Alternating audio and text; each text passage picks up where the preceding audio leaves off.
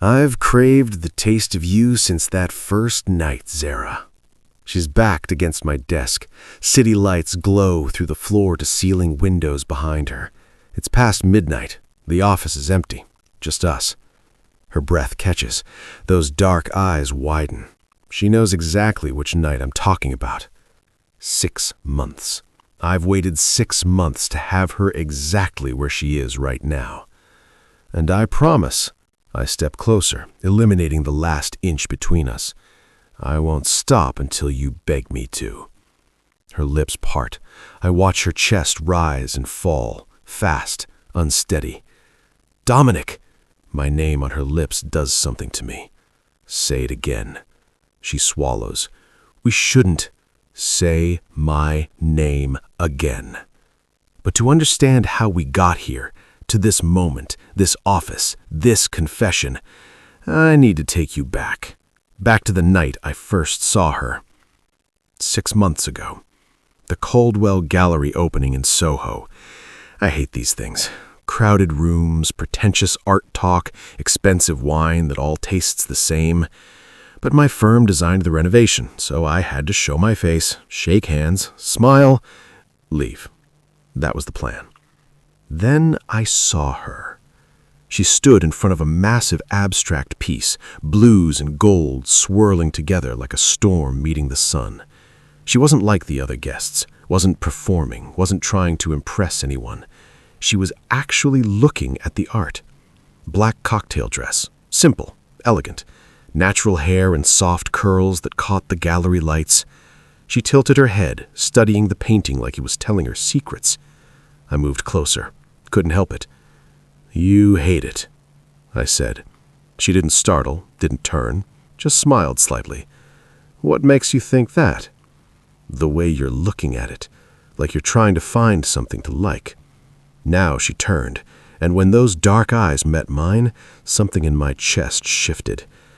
Maybe I'm trying to figure out why anyone would pay $40,000 for organized chaos. I laughed. Actual, genuine laughter at a gallery opening. First time in 5 years. Dominic Cole. I extended my hand. She took it. Her palm was warm, soft, and when our skin touched, I felt it. That pull, that magnetic thing people write songs about. Zara. Just Zara? For now. I should have let go of her hand, should have stepped back, should have moved on to the next piece, the next conversation, the next obligation. I didn't. Tell me, Zara. I kept her hand in mine. If you hate the art, why are you here? I didn't say I hate it. I said it's organized chaos. There's a difference? There's always a difference. She pulled her hand away, finally. Chaos is random. This is intentional. Someone decided every brushstroke, every color, every movement. So you do like it. I didn't say that either. God, she was infuriating and fascinating, and I wanted to know everything. We talked for an hour, maybe 2. Time disappeared. The gallery faded. There was just her voice, her laugh, the way she gestured when she got passionate about something. She told me about art, real art, not the $40,000 kind, the kind that made you feel something you couldn't name. I told her about buildings, how architecture is just frozen music, how every space tells a story if you know how to listen. Let me buy you a drink, I said eventually, a real drink, away from organized chaos and people who pretend to understand abstract expressionism. She smiled, and for a second I thought she'd say yes. I saw it in her eyes, the consideration, the curiosity, the same pull I was feeling. Then her phone buzzed. She glanced at the screen, and everything changed. Her smile faded, her shoulders tensed. I have to go. Zara, it was nice meeting you, Dominic Cole. Wait, at least give me your number. She looked at me, really looked at me, and I saw something in her expression I couldn't read. Regret, maybe? Or fear? I can't. Can't or won't? Does it matter? She walked away, and I stood there like an idiot watching her disappear into the crowd of designer suits and expensive perfume. I tried to follow, lost her in seconds, asked the gallery owner who she was. "Oh, that's Zara Bennett. She curates for us sometimes. Brilliant eye. Why?" "I need her contact information." He gave me a look, the knowing kind. "She doesn't mix business with pleasure. Trust me, you're not the first to ask. Just her number." "Can't do that, man. Privacy policy." I left that night with nothing. No number, no last name beyond Bennett, common enough to be useless. No way to find her.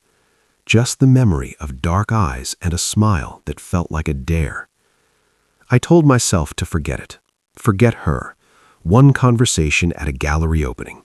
Happened to everyone. Meant nothing. Except I couldn't forget. Couldn't forget the way she looked at that painting, the way she said my name, the way my hand felt empty after she pulled hers away. For 6 months I looked for her. Went to every gallery opening in Manhattan, every art show, every curator event I could get invited to. Nothing. She'd vanished like she was never real. Until 3 weeks ago. Subscribe if you're already hooked, and comment where you're watching from. I love seeing where you all are. Let's continue. My assistant buzzed my office at 9 on a Tuesday morning. "Mr. Cole, your 10 o'clock is here early. Should I send her in or have her wait?" "Who's the 10 o'clock?" "Zara Bennett, the new gallery project." My hand froze on my coffee cup. Zara Bennett. The gallery curator I'd been trying to find for 6 months was in my lobby, about to walk into my office, as a client. "Mr. Cole, give me 2 minutes, then send her in." I stood, straightened my tie, told myself to be professional. This was business, just business. Then my office door opened, and there she was. She wore a burgundy blazer and black pants, professional, polished. Her natural hair was pulled back in a low bun.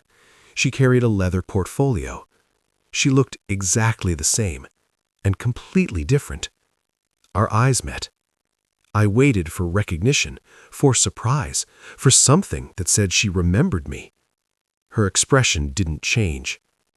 "Mr. Cole," she extended her hand, formal, cool. "Thank you for meeting with me. I'm Zara Bennett." I stared at her hand, then at her face. She was pretending we'd never met, pretending she didn't remember that night, pretending her hand hadn't fit perfectly in mine 6 months ago. Two could play this game. "Ms. Bennett." I took her hand, held it a second longer than necessary. "Please, sit." I watched her face for a crack in the mask. Nothing. But her hand trembled, just slightly, when I released it. So she did remember. "I'm opening a new gallery space in Tribeca," she said, all business. "I need an architect who understands how to make art breathe in a space. Your work at the Caldwell Gallery is exactly what I'm looking for." The Caldwell Gallery, where we met. "I'm familiar with the space," I said carefully. "That was one of my favorite projects." The opening was incredible. I was there, actually, back in September. She was really going to do this, really going to sit across from me and pretend. Fine. "Were you?" I leaned back in my chair. "I would have remembered seeing you." Her jaw tightened, barely. It was crowded. Not that crowded. I didn't stay long. Clearly. Silence stretched between us. Thick. Loaded. She opened her portfolio. "I've brought some preliminary ideas." "Why are you pretending you don't know me?" Her hands stilled on the papers. "Excuse me?" "6 months ago, the Caldwell opening. We talked for 2 hours. You disappeared without giving me your number, and now you're sitting in my office pretending it never happened." "Mr. Cole?" "Dominic. You know my name, Zara. You said it that night, multiple times." She closed the portfolio, slowly. "That was a personal conversation. This is business. So you do remember." "I remember a conversation at a gallery opening. That's all it was." "That's all it was?" I stood, moved around my desk. She tracked me with her eyes but didn't move. You felt it too. Don't pretend you didn't. I don't know what you're talking about. Then why did you leave? I had somewhere to be. Why didn't you give me your number? I didn't think we needed to exchange information. We talked for 2 hours, Zara. 2 hours about art and architecture and everything in between. And you're telling me you felt nothing? She stood, faced me. What I felt or didn't feel 6 months ago is irrelevant. I'm here about a gallery space. If you can't be professional, I'll find another architect. I can be professional. Good. She picked up her portfolio. Then let's schedule a proper meeting, one where we discuss square footage and lighting and budgets, not whatever this is. She headed for the door. I should have let her go. Should have kept it professional. Should have been the bigger person. I looked for you, I said. She stopped, hand on the door handle, back to me. Every gallery opening in Manhattan for 6 months, I looked for you. You shouldn't have. Why not? She turned, and for the first time I saw it, the crack in her armor, the truth in her eyes, because I was trying not to be found. Then she walked out, leaving me standing in my office with more questions than I had 6 months ago. But this time, I knew where to find her, and I wasn't letting her disappear again. She came back. 2 days after walking out of my office, Zara sent an email. Professional, polite, requesting a follow-up meeting to discuss preliminary designs. I should have assigned the project to my partner. Should have kept my distance. Should have protected us both from whatever this was becoming. I didn't. Week 1. Our first real meeting lasted 2 hours. She sat across from my desk in a navy blazer and cream blouse, her portfolio open between us like a shield. We talked about square footage, load-bearing walls, natural light optimization, and the entire time, all I could think about was the way her lips had looked when she said my name 6 months ago.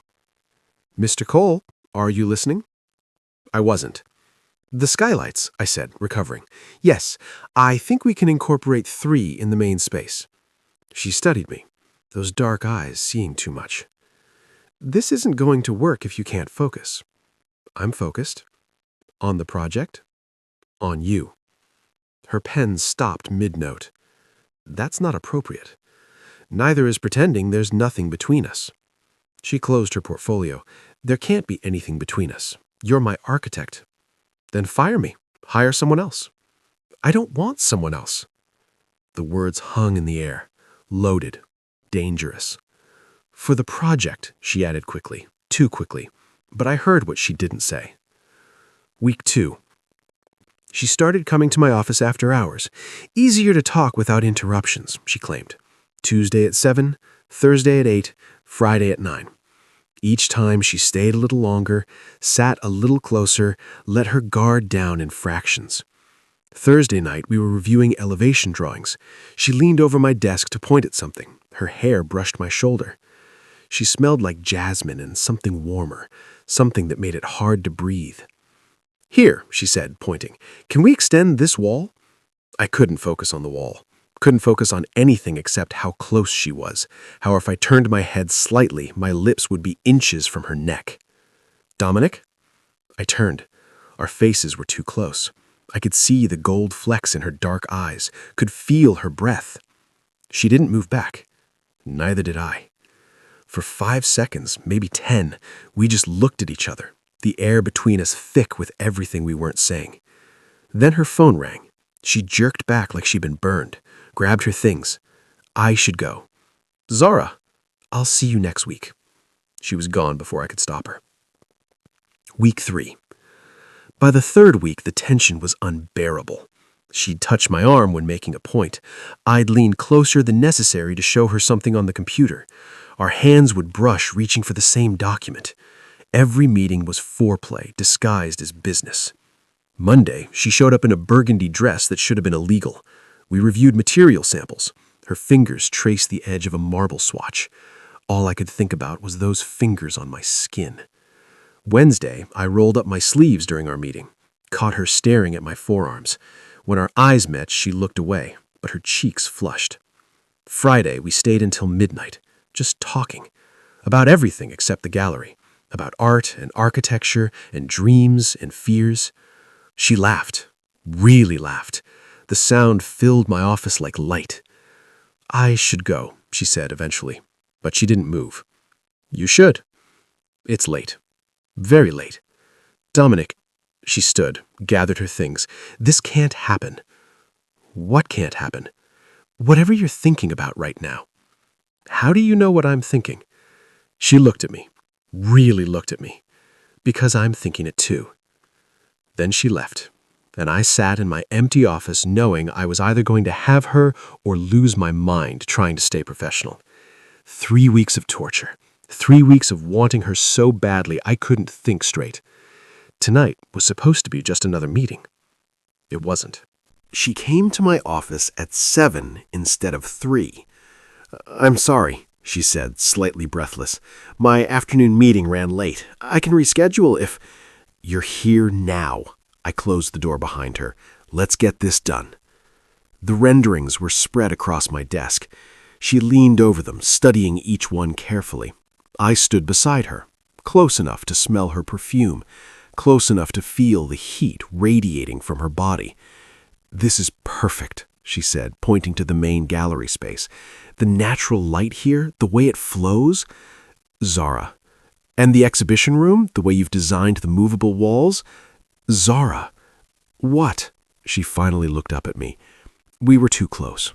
I could see the gold flecks in her dark eyes, could count her eyelashes, could see her pulse beating in her throat.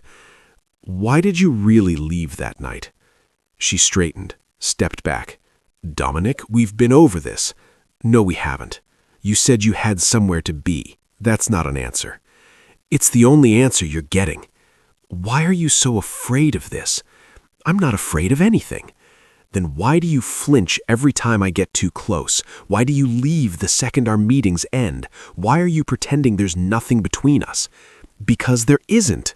"Liar." Her eyes flashed. "Excuse me?" I moved closer. She moved back. Her hip hit my desk. "You felt it that night, the same thing I felt, and you're feeling it right now. So stop lying to me. Stop lying to yourself." "You don't know what I'm feeling." "Then tell me." "This is inappropriate." "Tell me, Zara. Tell me you don't think about that night. Tell me you don't wonder what would have happened if you'd stayed. Tell me you don't feel this." She opened her mouth, closed it. Her chest rose and fell with quick, shallow breaths. "I can't," she whispered. "Can't what?" "Can't do this. Can't want this. Can't—" She pressed her palms against my chest, not pushing away, just holding on. "You don't understand." "Then make me understand." "I have rules, Dominic. I don't mix business with—" "This stopped being just business the moment you walked back into my life." "That's exactly the problem," her voice cracked. "You make me forget my rules. You make me forget why I have them. That night at the gallery, I almost—" She stopped herself. "Almost what?" "Almost stayed." She looked up at me, and I saw it. Everything she'd been hiding. Fear, want, longing. I almost said yes to that drink, almost gave you my number, almost let myself believe. Believe what? That this could be real, that I could have something that wasn't just work and responsibility and keeping everything perfectly controlled. My hands found her waist, pulled her closer. What if you could? It doesn't work that way. Why not? Because people leave, Dominic. They always leave, and I've built my entire life around making sure I don't need anyone, making sure I can't be hurt. I'm not going anywhere. You don't know that. I know I've spent 6 months looking for you. I know I haven't stopped thinking about you for a single day. I know standing here with you feels more real than anything in my life. I tilted her chin up, made her look at me. Tell me to stop, Zara. Tell me you don't want this. Tell me to let you go. She stared at me, conflict written all over her beautiful face. Then she grabbed my tie and pulled me down to her. I can't, she breathed against my lips. God help me, I can't tell you to stop. The kiss was everything I'd imagined for 6 months, and nothing like I'd imagined. Because imagining her couldn't capture the reality of her lips on mine, the way she tasted, the small sound she made when I deepened the kiss, the way her fingers tightened in my tie like she was afraid I'd disappear.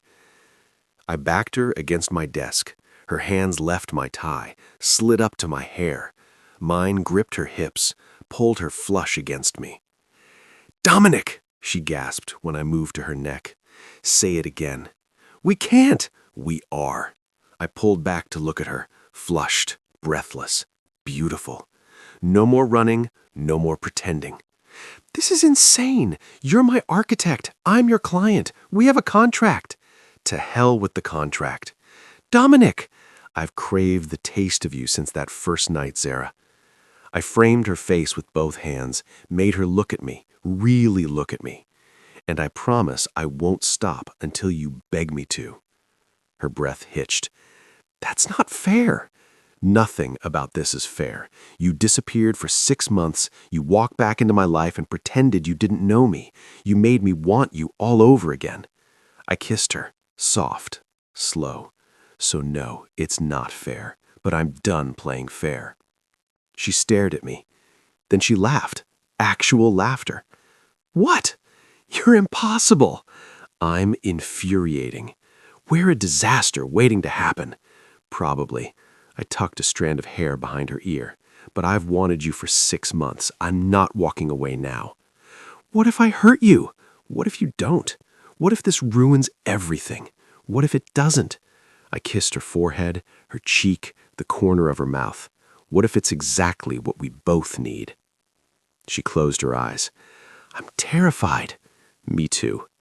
I don't know how to do this. The feelings part, the letting someone in part.